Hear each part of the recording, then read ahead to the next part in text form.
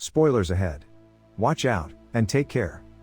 The movie begins with the main character, Bruno Devert, following a man, trying to shoot him. However, driving and shooting at the same time is not easy, and he is about to have an accident. Bruno notices that the man wants to pass the road, so he rear-ends him. Immediately, he returns to his motel and shakes with fear. He washes his hands and showers nervously. He takes an audio recorder and records a confession to his crime. Later, we learn more about Bruno, who is an established chemist, and how he ended up here. After 15 years of working for a paper company, developing products, and saving money for shareholders, the company fired 600 employees, including Bruno. As a result, the company's payments to shareholders increased by 16%.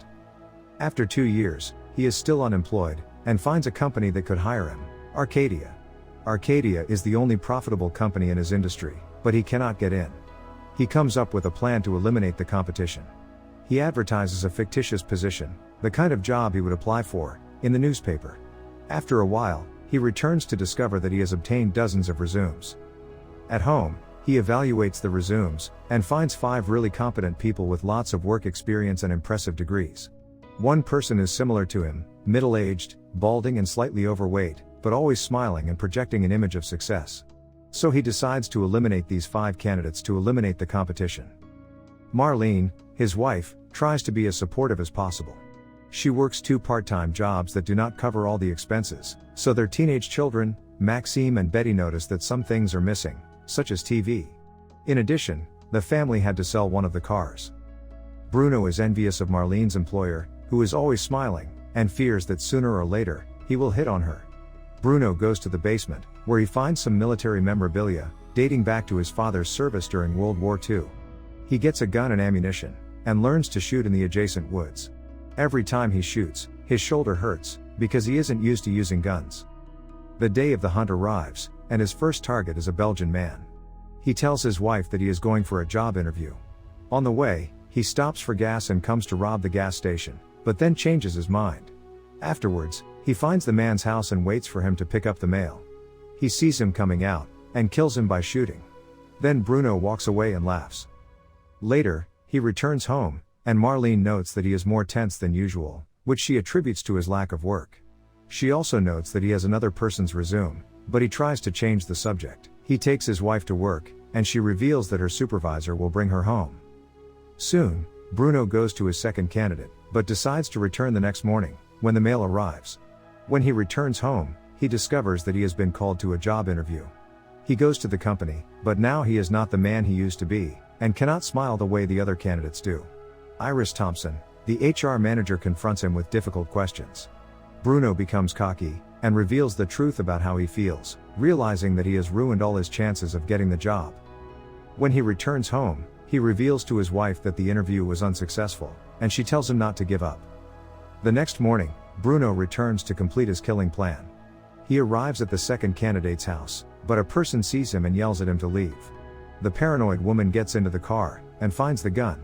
When she tries to grab it, he simultaneously grabs it and accidentally presses the trigger, killing the woman. When her husband, the intended victim, hears the shooting, he runs into the garden, calling the police. Bruno sees him, and as the man approaches, the protagonist shoots him. Bruno then drives away, and stops on the side of the road to calm down. He returns home and hugs his wife. He goes to take a shower to calm himself after what he experienced today. The next morning, the family discovers the killings are now all over the news. As a suspect, a stalker who was dating the daughter of the killed man is arrested. Bruno repents and feels he must surrender, because he cannot allow an innocent man to pay for his crimes. However, the suspect suddenly jumps out of the window in real time. Bruno blames everything on the paranoid woman who meddled, and says that if she had not been there, everything would have gone smoothly. So he decides to continue with his plan. On to the next candidate, Etienne Barnett. He finds him leaving the house with his family. However, it is not a good time to kill, because there are too many people around who might see him. As a result, Bruno follows Etienne in his car to a small diner. He discovers that Etienne works as a cook, and is trying to get back into the paper industry. The two talk about their careers, and how they ended suddenly. Bruno tries to kill him once he leaves his job, but he could not find the right moment. Finally, he runs him over in the scene from the beginning of the film. The next morning, Bruno leaves the motel and realizes that his car is wrecked. Then he remembers that he forgot the gun and the audio recorder with the confession at the motel. He returns to retrieve his belongings, and fortunately, the maid had not found anything yet. He is forced to take the car to the repair shop, otherwise, the police will suspect him. On the way, he finds the right opportunity to have an accident. That way, he can explain his situation. On the way to the workshop, the police stop him, and Bruno manages to prove that he had an accident in the car. After checking his papers, the police let him go. He goes to his wife's work, and gives her a ride home. In the car, the two discuss their financial situation, and he promises that he will find a job and resolve the situation. He goes to the repair shop later. Next, Marlene insists on consulting a marriage counselor, Quinlan Longus, to help them. The expert says Bruno needs to express his feelings of grief, threat and anger. He says Marlene will stand by him through thick and thin if he will modify his behavior a little.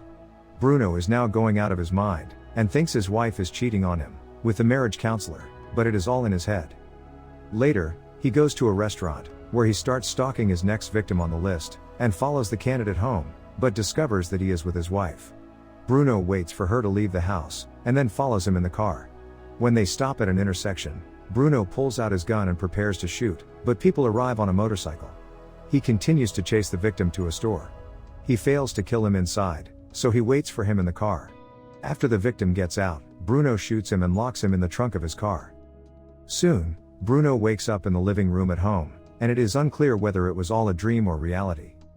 That night, he discovers that his son, Maxime, has been arrested for stealing videos and video games. They argue that this was a first for Maxime, so they should just give him a warning. Later, he is released, but when they return home, the parents urge their daughter Betty to reveal the whereabouts of Maxime's stolen goods. Finally, they find a double wall in his wardrobe. Bruno throws away 3 entire garbage bags with the stolen goods, so that he has nothing to hide when the police arrive. When the police arrive to check Maxime's room, they find nothing. The boy thus manages to escape his situation.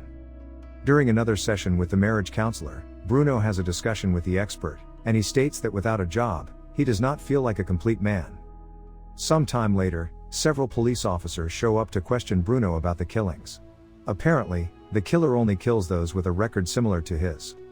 At this point, he asks for protection, but the officer tells him that there aren't enough personnel to protect everyone who might be threatened by an unknown maniac using an antique gun to kill paper industry workers. The inspectors even hint that ancient ammunition from World War II was used in the murders, and that the gun could explode any time it is fired.